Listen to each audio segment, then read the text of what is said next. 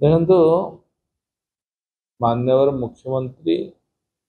अगस्त 15 दिन 21 एनएसी घोषणा कर तो प्रक्रिया गोटे अच्छी प्रथम आगे खाली मुहरे कहीदे हुए ना आपको सब कागज पत्र करने पड़ो जो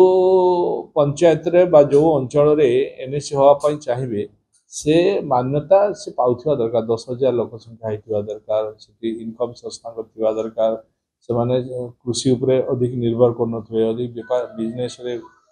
बहुत क्राइटेरिया अछि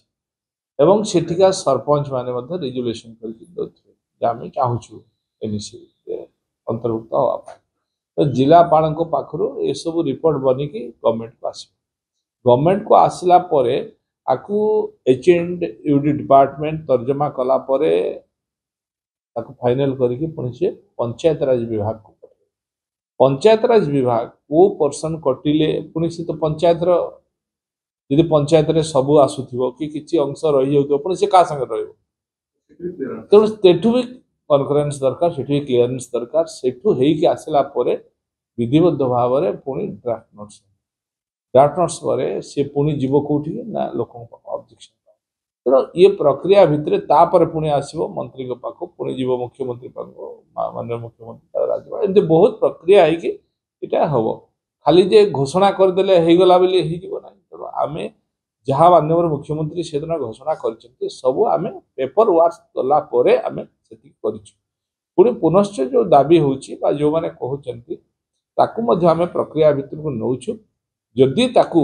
सेगुड़ा योग्य विवेचित हम निश्चित भाव में आम करूँ कारण आम सरकार लोकों सरकार